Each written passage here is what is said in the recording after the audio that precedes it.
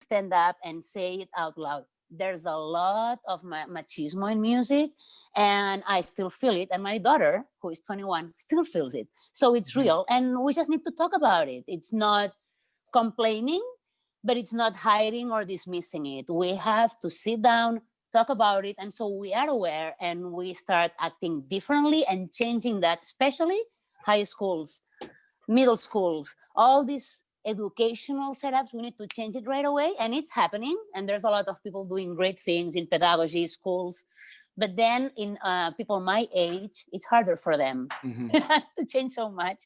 But hey, there we are. Okay. And I have many male friends, musicians, that stand up for us women, and and I would never dismiss these men, but I have to say it's hard. It feels really hard still today. It's changing, but slowly. Yes. Again, and then to put it in its right perspective, and I'm talking to Marina Albero, an award-winning local musician from Barcelona, originally studied in Conservatory in Barcelona, as well as in Cuba, classically trained. But you have a family. Your album, first album, Albero, that's your family. You have several other albums, and I think I left a message. I listened to you do the rendition of my favorite things, which is, John Coltrane, classical, wonderful, wonderful. So, and you're telling us how you're getting involved with music and making the shift from classic.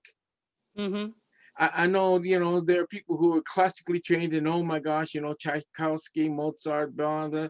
And then you say, well, no, let me do a little bit of different things here. I'm going to be more contemporary, because I know you play with some friends of mine, Devon Lewis and Evan Bonds and Hans Stoiber, and all the guys locally. You guys are, top notch. You're one of the, like I said, you're in that top notch cadre of people. But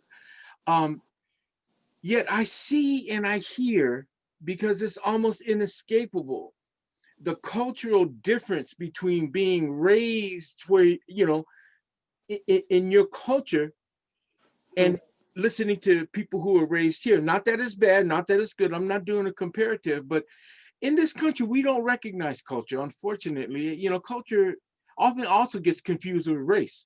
Race is not culture. Yeah. Race is music, race is dance, race is custom, tradition. So again, if you said one person inspired you, if I could ask you that loaded question, who would you say inspired you? Family, whatever, could you, do you mind saying, can you do that? It comes a lot from my family in my case, yes. Okay. And my first inspiration was for sure my mom and my dad, that they've been always musicians and always telling me, you need to do whatever makes you happy to do. Nice. And in that regard, what I noticed that right away with classical music. It wouldn't make me that happy spending so many hours to understand somebody else's music as if their music were mine. Because that's what a classical musician does, which is amazing. It's a huge amount of hours and work that I respect beyond words, because I've been there. But to me, my understanding of me being happy was me expressing myself as I am. And as a musician, I think that we have a very low risk job, because I cannot harm anyone for playing a wrong note. So what's wrong on trying to express myself through music? Then it gets tricky. We have so much information, so many beautiful composers and literature about music. So to me, one of the things that I try to from day one, it's making my own tunes, even if they are little, even if they seem simple. I just wanted to speak in music. I wanted to express through that language. So improvisation, composition is key for the way I understand music. And again, I really admire people that is able to spend so much time in their life enjoying that process of learning other people's music note by note. I am a free spirit. I have fun playing with music from all over the world. So I need to be a little bold and as ready as possible on my instrument with music, because I want to mingle with people that I've never met before, that I cannot speak their language, that I don't know what food they eat. And that's how music kind of seduces itself to me. It's like, hey, you can speak this language and understand and play with everybody in the world. That's beautiful. It's universal. That's Yeah, that's exactly. that's so amazing. That just Yeah. got me since day one. And that's my story in Seattle. I mean, I am playing with Hans Stoiber. Yeah, to me, it's one of the best musicians I've ever met in my Yeah. life. So being part of that tribe in Seattle, you know how that feels like. Right. That I've been here only 6 years, only 4 years playing my own Right. music. It's amazing. It's such an incredible life experience. And now for the first time with pandemic, I'm feeling weird about my job, because I'm like, oh my God, I need to look for another job now. Which, you know what? Perfect. So Right. I have the opportunity of seeing myself in another place. But music is what brought me here. It's Mhm. what made me feel part of the community, beyond my culture, beyond my Yeah. origins, beyond my language barriers. It's amazing. I'm so grateful to music Yeah. and music community. It's a beautiful tribe. Well, I want to put in some plugs here. You did a 3 CD soundtrack, live soundtrack. You did That's how that I call it. Yeah. in late December, Yes. just a few months ago. But you've had a volume. You said one. I'm looking at volumes 1, 2, and 3: Albero, Agua, and Music in Love. But if you go to your site and you type in Marina Albero, and the other thing is you've only been here a few years, but you've got the 2018, you got the Emerging Yes. Artist Award, Earshot. Mhm. Shout out to John Galbraith and the Earshot folks, and Yes. shout out to the Rainier Yes. Avenue folks. And Yes. then just recently, you got the 2 other awards for instrumental and best record. I mean, Amazing. Marina, I I call don't know. myself award winning. You are a real award winning, and you've only been here a few years. So how would you describe that? I mean, if you could, I mean, is it been like Look, I'm really proud of these awards because they are Mhm. popular. Right, Everybody can vote. They are right, not close to the musicians or the business people. So right. I don't even know how I get nominated for this. It's people, calling my name. Hey, Mhm, Marina, we want Marina. And then I did started seeing that people would show up to mhm. my gigs and bring more people, and we started selling out. And people would start, I would get emails, and my mailing list grew a lot. So Okay. it's been the audience. It's been Oh the wow. audience. Well, I It's know you. something Yeah. I have to say thank you so much. Especially Hans was the first one musician really believing in my music Right. when nobody knew me in town. He's the first person I met.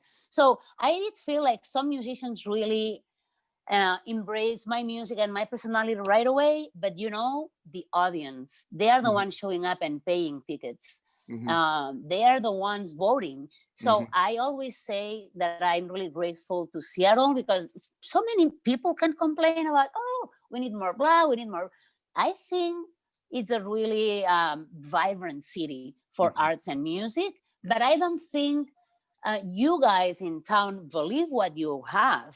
It's kind of, Right. oh, because they're local. It's like you said, top notch, Yeah. but it's like a chill, non-competitive music scene. Mhm. So everybody's like, there's no big producers here of jazz. There's Yeah. no I big know. labels. So there's a big label actually, but jazz is not a business. Like for Right. being competitive, maybe you have amazing local scene, and also it goes and there's a lot of songwriting, high quality classical musicians like the symphony. It's award Right. winning. I mean, Seattle, we should be taking care. And I think the big businesses here, the big corporations that are local, should be Mhm. taking care of the artist community, Right. because it's hard paying rent, especially this year, but it's hard, Seattle, for a Right. non-software worker that moves. Like I moved 6 years ago. I'm like, that's not the Seattle I met in 1992, Mhm. which was a really beautiful, affordable city. When I came to live here, I was like, whoa, I didn't expect that growth, Yeah. and Right. that's so Yeah. expensive. Yeah. So let's see if the big corporations can take care of the music and arts network, because guys, it's amazing. I'm in love of our arts community. I think Well, it's really inspiring. you're a major contributor. You are a composer. You're a writer. You're a performer. You're a leader of a group, a band. I mean, you raise. That's because there's people showing up at my concert. So I believe in Seattle audience. I believe in you guys. Let's keep doing that. Yes. So, thank you. Forever grateful. It's yeah. Are you now? Do you have any scheduled performances during this? Anything coming up on Earshot? Well, I would say Earshot already happened. It was on the Sunday, the 25th. So I already performed. And it was a triple solo. I played 3 instruments and I did a solo on 3 different instruments last week or so. I don't have anything coming up, but like personally on Earshot, but I do have this project called the Quarantine Sessions. Which is, you can go to the quarantinesessions.com. I just finished designing the website. Now it's a 4 women-led team. We are doing live stream and online concerts. I started in March as a crazy idea when I saw the lockdown, and we did 3 different series already. One in March with 3 concerts. You can see it on the website, but it was all women-led. And then we did another 2 more concerts in May and June. One of them just went on the night of the week of the Black Lives Matter and George Floyd's death. When all that happened, we had one scheduled. So we talked. Most of women there we are or immigrants or women of color. So we talked and said, do we want to go live? So we did, and all the money that we raised, we gave it to Black Lives Matter as well. So it's been a live streaming series where we just try to do it really safely every now and then. And now we are located at Block 41 in Belltown. We have the Teatro Zinzani Piano, and we're doing live streams from there. So we did one October 15th. Now we are waiting for the festival to finish. And we have a next concert on November 13th. I keep producing and inventing things. And, you know, with my friends, with Jacqueline Tabor, Adriana Giordano, Java Mirel, we are doing what we can. So keep connected to the websites or Facebook, the Quarantine Sessions or Marina Albero. You can find me. I have my own Patreon page where you can just pay whenever I release something exclusively for you guys. That's working really well. So please join me on Patreon.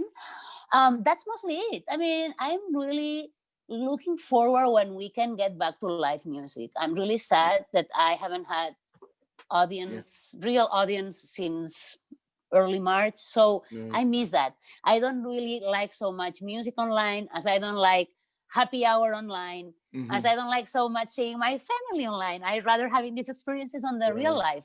So I miss you guys. But the Quarantine Sessions are on, and I'm on my Patreon. So music, it's not going to stop. Great. I mean, you know, like I said, to be as young as you are, to have gone, you know, around the world, like we literally, from Spain to Cuba to the United States. I mean, let's say half the world, but to be a composer, a writer, a band leader, and a performer, and a parent, and a teacher, and I mean. Now I'm also a designer. I'm a sound and video engineer because now with the pandemic we are everything. But you're right, John. It's good.